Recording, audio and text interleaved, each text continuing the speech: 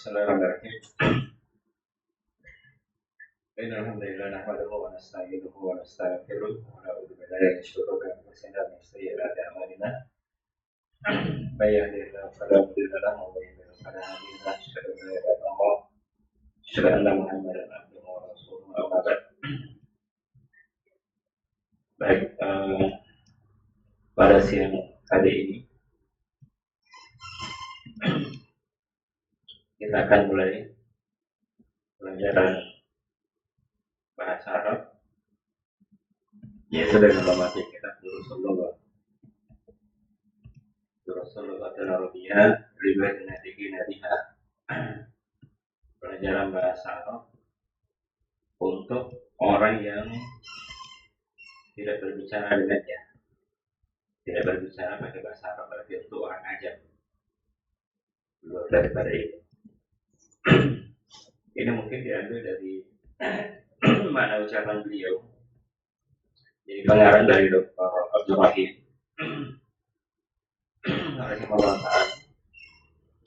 ucapannya bahwa kandungannya nanti itu dikemas dengan mudah agar supaya mudah untuk dipahami, dipelajari. Jadi bahasa Arab itu kata Syekh Nasr Muhammad Al-Imam Nasr kemarin dia katakan, dia bilang kalau ingin mengetahui agama ini dengan baik, benar, dan lebih banyak lagi, maka hendaknya belajar bahasa Arab. Belajar bahasa Arab. Jadi bahasa Arab itu juga sebenarnya sangat penting. Walaupun sebagian ulama menyebutkan dia adalah penyempurna, mukammilah, tetapi pada orang tertentu itu adalah perkara yang wajib baginya. Seperti seorang dai dan sebagainya yang harus tahu tentang bahasa Arab. Dan juga harus dipahami juga bahwa belajar bahasa Arab itu sama dengan yang lainnya. Ini adalah juga bagian daripada ibadah. Ini harus ditanamkan di dalam diri bahwa belajar bahasa Arab juga bagian daripada ibadah. Jadi kalau dia niatnya benar, jujur, itu bisa masuk dalam perkara ibadah. Itu bagian daripada ibadah. Jadi walaupun mungkin datang di siang hari seperti sekarang, harusnya mungkin enak tidur, tapi karena belajar jadi harus datang ke sini walaupun mungkin ngantuk dan sebagainya. Tapi karena itu adalah ibadah, itu belajar bahasa Arab itu dibutuhkan niat yang benar, hati yang bersih, agar supaya ini juga berlaku sebenarnya untuk semua ilmu, agar supaya ilmu yang kita dapatkan juga hasilnya bagus, hasilnya juga jadi. Tapi kalau hati yang kotor, tidak bersih, diisi dengan ilmu, yang hasilnya juga akan kotor. Itu yang pertama. Kemudian yang kedua, belajar bahasa Arab itu dibutuhkan kesabaran. Butuh kesabaran yang lebih. Kenapa? Karena ini butuh waktu yang tidak sebentar dan butuh konsentrasi. Dan saya punya pengalaman juga waktu di Ratulani, Alhamdulillah Ratulani waktu itu waktu pertama belajar bahasa Arab itu kalau tidak salah hampir 100 orang pertemuan kedua tidak sengaja, pertemuan ketiga atau keempat itu sudah tidak ada yang datang. Uber. Makanya saya bilang itu butuh kesabaran, butuh tekad yang kuat untuk banyak bahasa. kalau niatnya setengah-setengah, kemungkinan akan bubar tengah jalan. Makanya sebagian para ulama menyebutkan bahwa kalau kalian memberikan seluruh diri kalian untuk menuntut ilmu, seluruhnya dari diri kalian, kalian berikan untuk mendapatkan ilmu itu, mengarahkan seluruh jiwa raga kalian, pikiran, tenaga, materi dan sebagainya, kalian berikan semuanya untuk mendapatkan ilmu, maka ilmu itu hanya akan diberikan kepada kalian hanya setengahnya saja. Setengahnya saja. Bahkan bisa jadi mungkin kurang dari itu.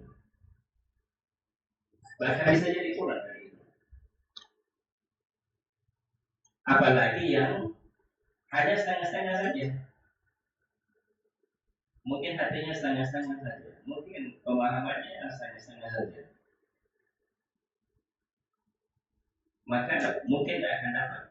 Sedangkan diberikan seluruhnya saja, apa yang kita miliki, ilmu paling diberikan kepada kita, ilmu akan memberikan kepada kita, itu hanya setengahnya saja. Paling setengah. Ini sebagian, ini mungkin secara umum seperti itu, walaupun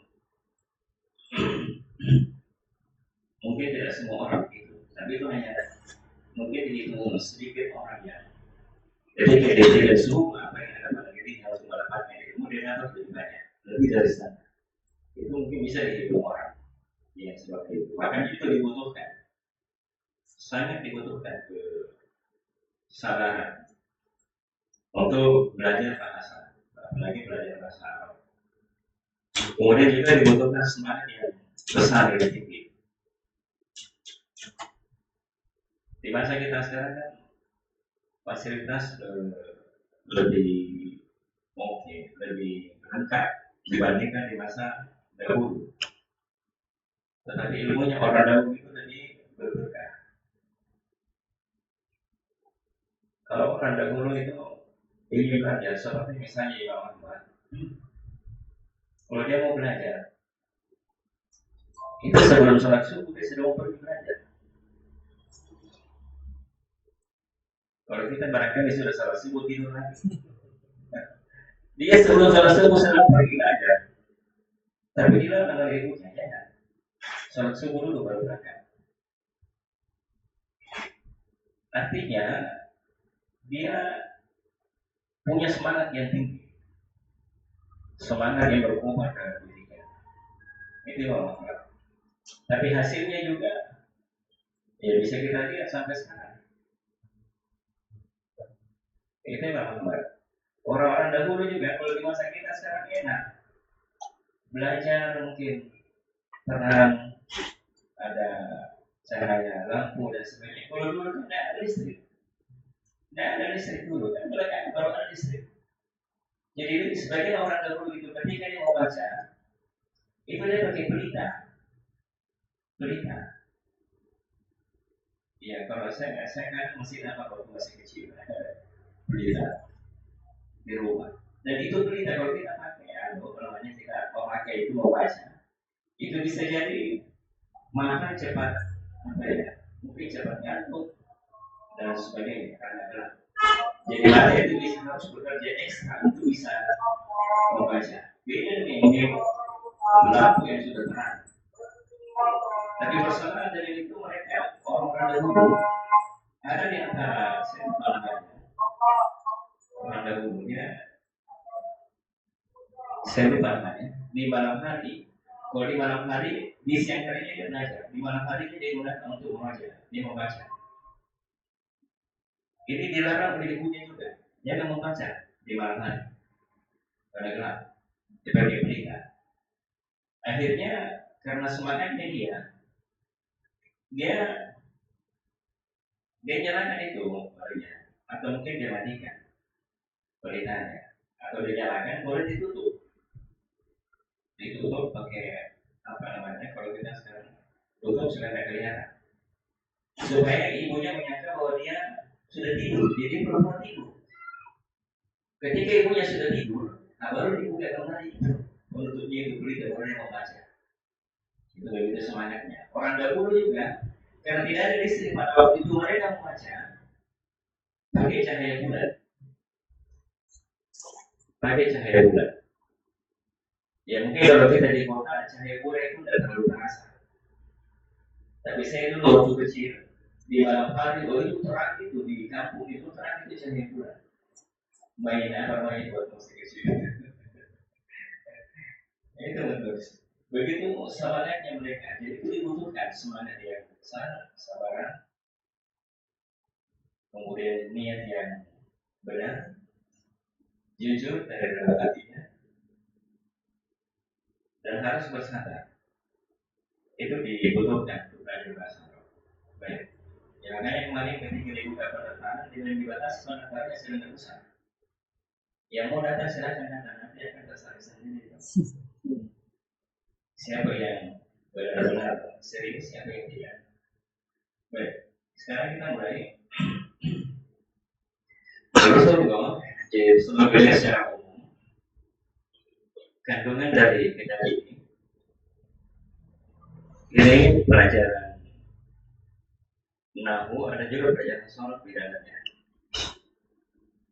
Nahu ada sorot. Hanya bedanya saya lebih sebenarnya lebih bagus kenapa dia pakai. Karena dia pakai dua latihan menulis. Ditambah lagi dengan di awal-awal ini ada gambarnya pakai gambar. Jadi mudah untuk dipahami. Jadi biasanya kita kan kalau belajar ini metode kadang-kadang juga dipakai di sekolah, apalagi anak-anak. Dan orang besar biasanya tidak begitu. Dan kalau orang besar juga kadang butuh. Jadi kita bercerita terhadap sesuatu itu tidak nyata, tapi ada yang nyata. Memang apa? Oh ini yang dimaksud ini. Ya mungkin kalau kita orang besar tidak terlalu butuh. Karena kita sudah tahu.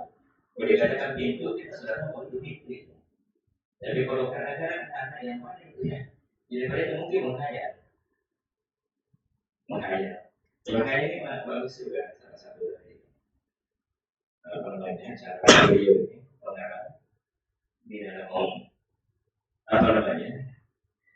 membuat kitab ini.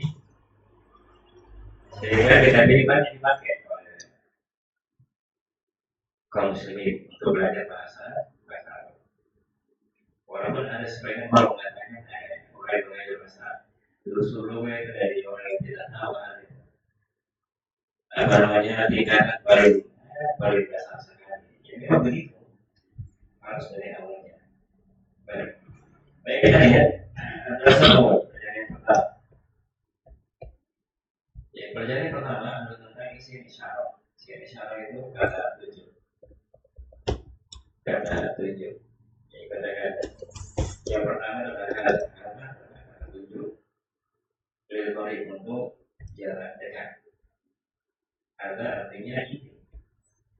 Jadi dengan ada ini, berarti itu kata tujuh. Mengatakan ada bangun ini itu.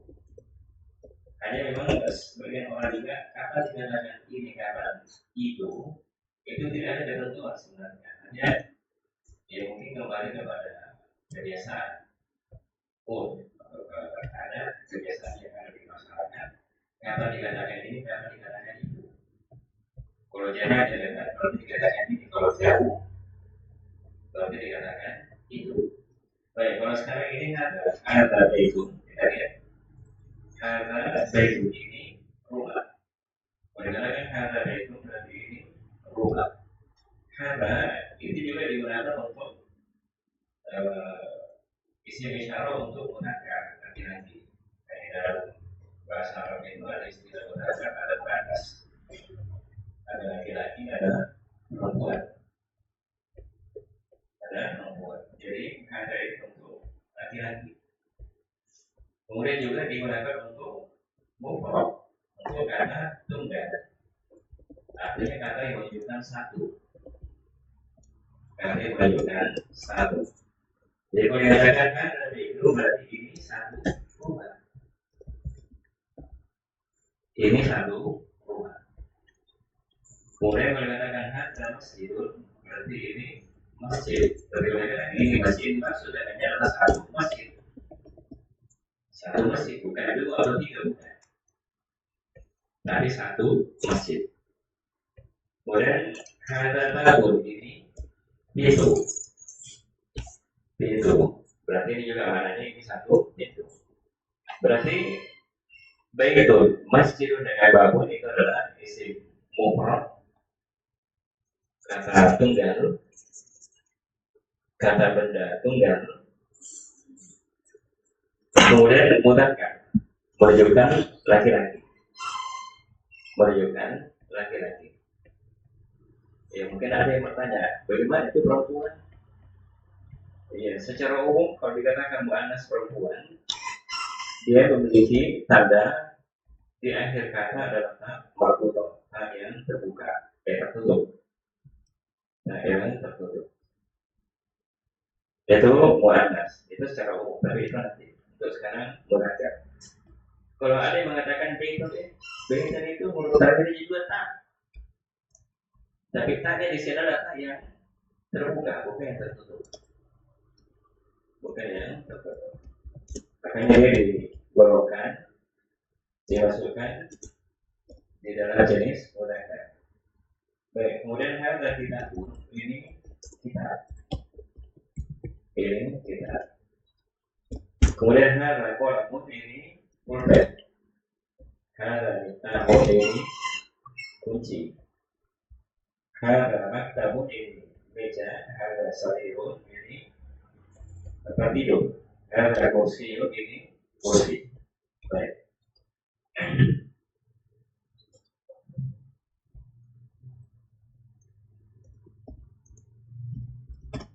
Jadi ini jelas ya, karena ada gambarnya jadi jelas. Baik, sekarang mungkin bisa diulangi ya setelah saya secara bersamaan. Baik, saya baca kemudian diikuti. Baik, hadza baitun. Hadza baitun. Hadza masjidun. Hadza masjidun. Ya, di dalam juga suaranya Ada satu. Baik. Kasih satu lagi. ya, baik. Hadza babun. Hadza babun. Hadza kitabun. Hadza kitabun. Hadza qalamun. Hadza qalamun. Hadza miftahun. Hadza miftah. Hadza maktabun. Hadza maktab. Hadza sarirun. Hadza kursiyun. Hadza kursi. Jadi sebenarnya bagusnya memang ada di gambarnya interaktif gitu. Jadi aktif ya. Soalnya mungkin bagus kalau ada Baik. baiknya. Yes. Sih, Yes. ya supaya nanti dia baca satu. Dia belum. Baru nih, Mbak. Ini lagi. Oh itu. Ini pakai supaya masuk suara saya. Begini. Jadi baik, kita boleh di sini dulu, yang di laki-laki dulu. Baik, siapa? Dia dibaca. Hadza baitun. Hadza masjidun. Hadza babun. Hadza kitabun. Hadza qalamun. Hadza miftahun. Hadza maktabun. Hadza sarirun. Hadza kursiyun. Baik, berikutnya. Hadza baitun. Hadza masjidun. Hadza babun. Hadza kitabun. Hadza qalamun. Hadza miftahun. Hadza maktab. Hadza sarir. Hadza kursi. Baik, Ustaz. Jadi ini yang perlu dilihat. Dan kalau bahasa Arab itu lain dari bahasa Indonesia. Kalau bahasa Arab itu harus pengucapannya harus benar panjang pendeknya. Panjang pendeknya misalnya miftahul, tidak boleh dibaca miftahul. Sarirun tidak boleh dibaca sarirun, tidak boleh, harus panjang pendeknya harus diperhatikan. Beda bahasa Indonesia, kalau bahasa Indonesia tidak ada aturan seperti itu, tidak ada. Kalau misalnya baji binasa, panjangan mau bagi Tiga dari atas. binasa, ya mungkin juga bisa saja kan, tidak salah. Tapi kalau dari sisi bahasa Arab tidak boleh. Baik, sekarang yang perempuan, baik dibaca satu Kecil. Besarin. pakai mic-nya.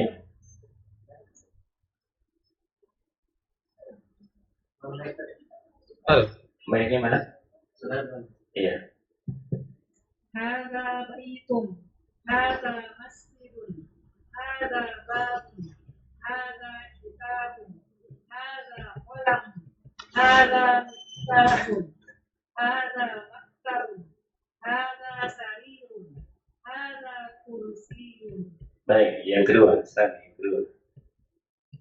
Siapa lagi?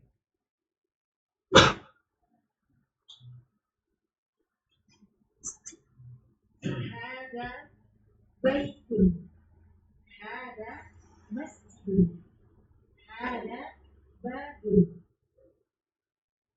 هذا كتاب هذا قلم هذا مفتاح هذا مكتب Maktab. Maktab. هذا مكتب هذا سرير هذا كرسي. Baik, yang ketiga. 3 orang saja. Mungkin.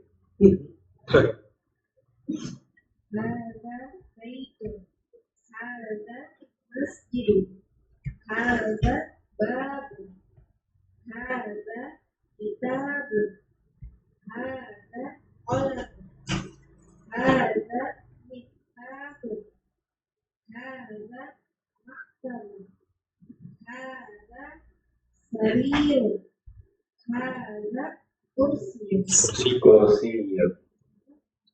كرسي. Ya, baik. Sudah ya. Baik, saya ingatkan juga bahwa bahasa Arab itu juga itu berkaitan juga dengan pelajaran tajwid, makhraj. Dan itu juga berpengaruh ya dalam kata tertentu, misalnya qala. Ya tidak boleh dibaca kata harusnya qala. Begitu pula juga misalnya hadza. Tidak boleh dibaca hasa. Begitu. Itu kan juga berkaitan dengan ya, ilmu makhraj, pengucapan huruf. Ilmu tajwid juga banyak pentingnya dan yang lainnya. Berkaitan.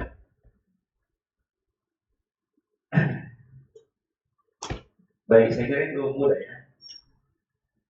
Baik, sekarang kita lihat berikutnya. Ma hada apa ini?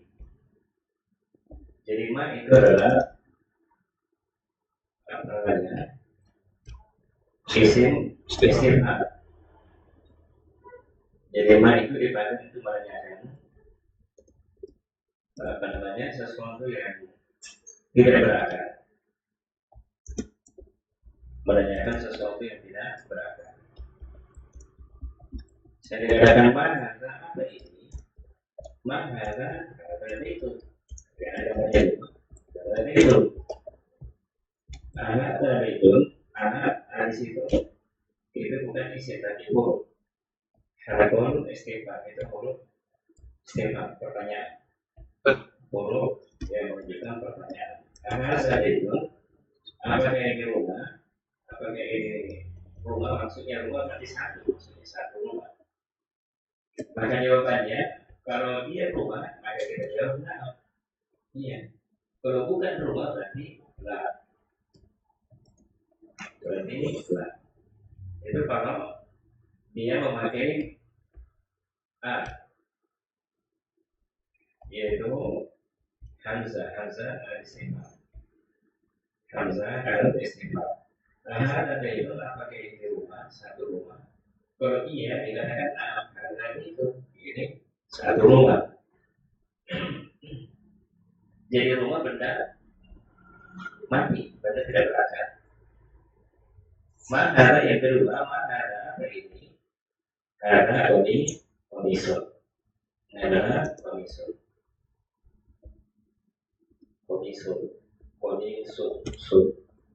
Walaupun sebenarnya tidak terlalu aneh. Karena juga kalau saya pembahasan itu tidak terlalu. Karena tidak mesti harus betul-betul apa namanya diterapkan. Maksud saya begini, seperti misalnya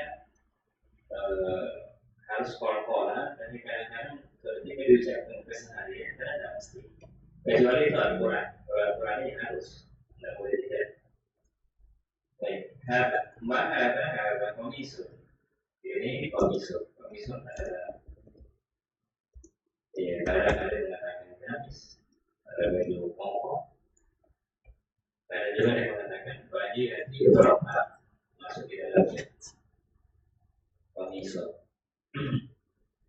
Kemudian ada tasarifun apakah ini tempat tidur karena gambarnya kursi maka jawabannya berarti bukan.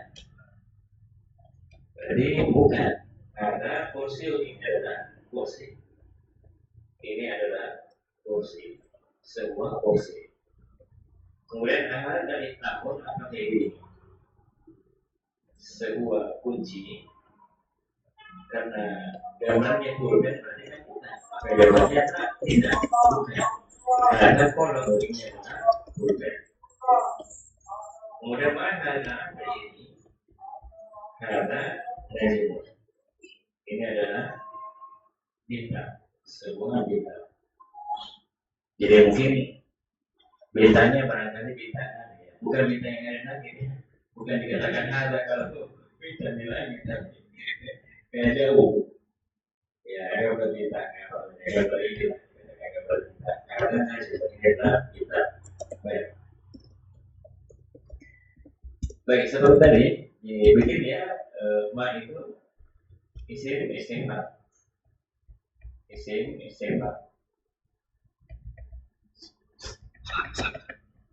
jadi dalam bahasa Arab itu ada yang dikatakan kata bahasa Arab ada ismun, ada fi'ilun, ada harfun.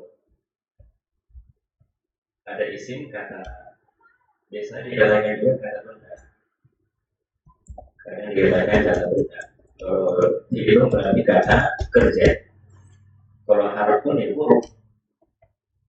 Harfun adalah huruf. Jadi huruf itu karena tidak bisa berdiri sendiri sebenarnya. Tidak bisa berdiri sendiri nanti sempurna maknanya ketika dia bergandengan dengan kata yang lain. Kalau dia fi'il kata kerja dia kata yang menunjukkan sebuah kejadian yang apa namanya menunjukkan makna dirinya sendiri dan berkaitan dengan masalah waktu. Artinya kadang dia tidak butuh dan menyadarinya sudah memberikan makna. Kata kerja saya berapa pergi itu sudah memberikan makna pada dirinya. Dan tapi dia berkaitan dengan masalah waktu. Oleh karena kata berarti telah pergi. Kemudian apa namanya? Kalau kata perisim tidak, dia tidak berkaitan. Dia menunjukkan makna pada dirinya, tetapi tidak berkaitan dengan masalah waktu. Misalnya dikatakan masjid. Jadi kalau dikatakan masjid dia maknanya berdiri sendiri. Artinya sudah memiliki makna. Ketika dikatakan masjid, hanya tidak berkaitan dengan masalah waktu. Tidak ada tidak berkaitan dengan masalah telah berlalu atau di masa sekarang atau masa yang akan datang, tidak. Masa yang akan datang tidak. Jadi itu apa namanya, pertanyaan-pertanyaan yang ada itu kadang dia masuk di dalam, kadang dikatakan dia isim, kadang dikatakan huruf. Tetapi yang masuk huruf itu adalah hamzah. Ini ahadzah itu hamzahnya dengan hal itu huruf. Sisanya dari istifham yang ada itu isim. Jadi isim. Jadi cukup ketahui saja bahwa hamzah dengan hal itu huruf. Sisanya adalah isim. Jadi apakah dia ma, apakah dia kaifa, apakah dia ayyana misalnya, atau man, semuanya adalah isim. Sisanya itu adalah isim. Hamzahnya dengan ma itu adalah huruf. Baik. Jadi ma berarti selain dari hamzah dengan hal berarti dia isim. Jadi ma hal alif. Baik. Saya ulangi. Ikuti setelah saya. Ma hada hada baitun. Hada baitun. Nah, hada baitun. Jadi intonasinya juga artinya kayak bertanya begitu. Hada baitun. Jangan dibaca biasa saja. Hada baitun. Ada intonasinya juga. Pertanyaan. Ma hada qamisun. Hadza qamisun. Ahada sarirun. Hadza sarirun. La hada kursiyun. La hadza kursiyyun. Ahada miftahun. Hadza miftahun. La hada qalamun. Ma hada Ma hadza hada najmun. hadza najm. Hada najmun. Najmun. Jadi kuncinya juga kan formula. Ya, hada najmun. Hada najmun. Jadi di formulakan. Jangan dibaca hada najmun. Itu kan pentingnya belajar ilmu apa belajar tajwid. Jangan dibaca hada najmun. Ya, hada najmun. Gantian ya, yang belum baca tadi, baik dibaca saja.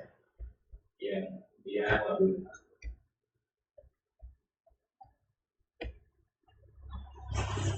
Yang keras-keras oleh sudah kelihatan. Seperti yang berteriak.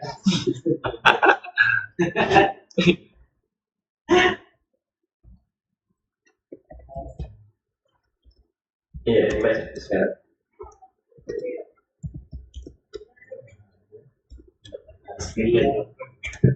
Tidak usah baca bismillah. Apa tidak usah baca bismillah. Atau jangan sampai baca tahu lagi. Tidak usah tahu.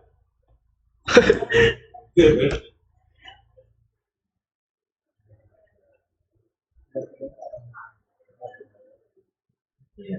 Alfanya mana? Alfan. Kejap saran. Bawa si mic-nya.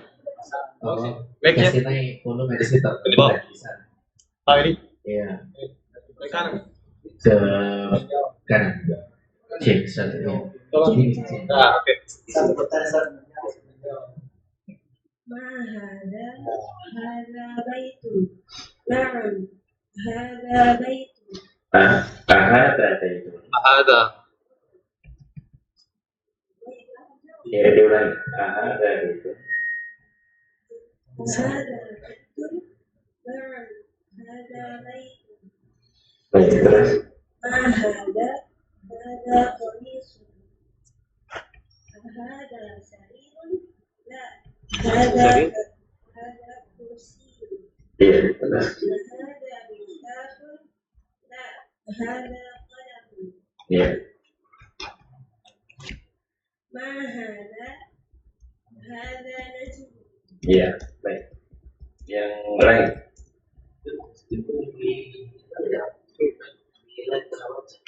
ما Terjemahkan. هذا Terjemahkan. هذا Terjemahkan. هذا Terjemahkan. بيت.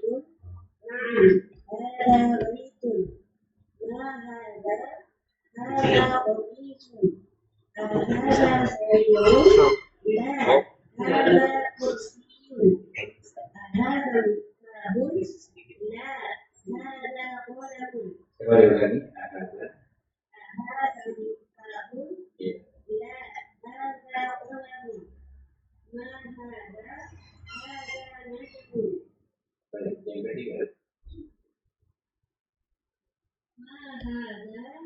ما هذا بيت أهذا بيت نعم هذا بيت ما هذا قميص أهذا سرير لا هذا كرسي أهذا مفتاح لا هذا قلم ما هذا نجم Baik, baik, di sini.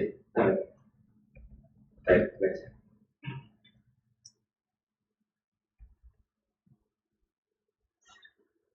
ما هذا بيت هذا بيت نعم هذا بيت ما هذا قميص أهذا سرير لا هذا كرسي أهذا مفتاح لا هذا قلم ما هذا نجم Baik, baik, gantian. ما هذا بيت أهذا بيت نعم هذا بيت ما هذا قميص أهذا سرير لا هذا كرسي أهذا مفتاح لا هذا قلم ما هذا نجم Baik. Ada yang ditanyakan sampai di sini?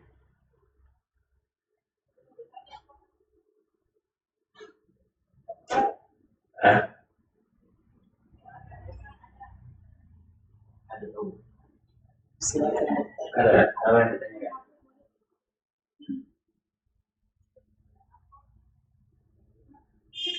Ustaz Afwan bisa dijelaskan kembali mengenai penggunaan dari yang isim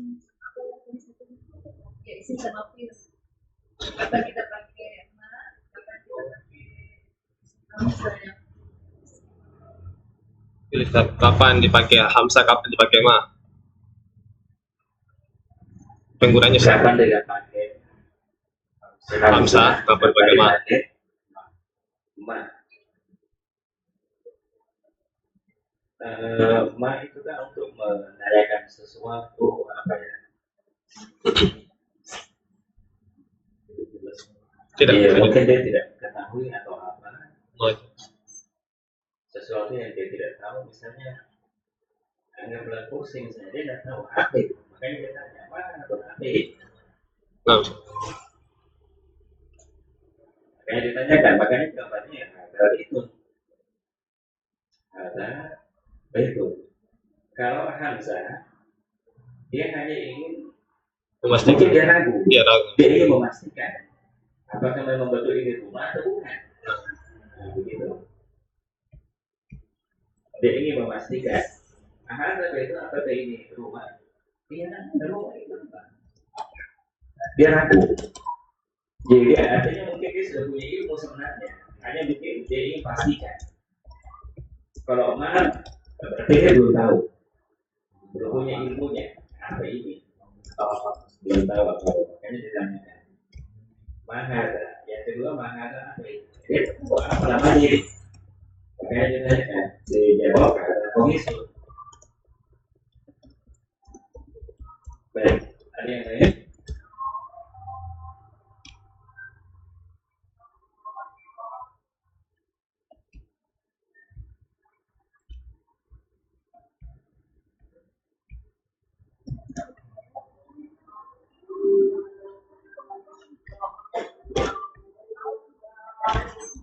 Baik, kalau tidak ada mungkin cukup dulu ya, kalau tadi selesai. Jadi mungkin nanti bisa ditentukan jam berapa mulai. Jadi dulu, online ya. Jadi online jam 2 supaya banyak waktunya. Sip. Iya. Ini baru dibuka. Jadi kemudian yang kedua, belajar bahasa Arab itu perlu meroja, perlu diulangi. Jadi sampai di rumah, ya kalau ada waktu ya dibuka-buka, diulangi. Jangan sampai di rumah disimpan bukunya. Ya dibuka-buka. Apa tadi saya gitu. Ya seperti itu. Ya semua ilmu begitu saya kira. Untuk meroja, mengulangi kembali apa yang dipelajari. Kemudian juga yang ketiga, jangan merasa berat. Misalnya kalau ditanya, saya tidak mau ditanya nih, nanti saya tidak tahu, malu saya kalau saya tidak tahu, tidak bisa jawab. Ya tidak seperti itu juga. Ya kalau memang tidak tahu, bilang saja, walau tahu saya tidak tahu. Bahkan sebagian ulama mengatakan kalau yang dikatakan ilmu juga adalah ketika ditanya dikatakan dia tidak tahu, itu ilmu. Jangan tidak tahu baru dia menjawab, itu bukan ilmu namanya. Dengar namanya. Kalau tidak tahu biasa juga tahu. Jadi jangan misalnya nanti berkata kamu ditanya, tahu masih ada. Karena ada orang model yang begitu. Kemudian dia merasa dirinya juga merasa kalau dia tidak tahu, merasa dirinya rendah atau apa namanya, merasa minder. Karena dia kayak tidak usah merasa minder. Jangan tertekan, merasa minder, merasa malu dan sebagainya. Tidak akan perasaan itu. Malu itu kalau anak malu bukan pada tempatnya, apalagi dalam hal belajar. Itu orang yang tidak bisa dapat ilmu, itu orang yang merasa malu. Ada dua, malu dan yang sombong. Itu tidak dapat ilmu orang yang seperti itu. Lalu saya datang, saya sudah 2 kali waktu itu selesai itu, bersyukur itu. Lalu saya datang, sudah 2 kali ulangi, 3 kali ulangi. Tak mau datang lagi. Itu padahal kadang ada faedah apa yang bisa kita dapat. Kalau memang memiliki waktu, ya, punya waktu, baik. Itu di antara hal mungkin yang harus diperhatikan untuk hasil pembelajaran kita nanti. Baik. Saya kira itu ya, mudah-mudahan ada manfaatnya.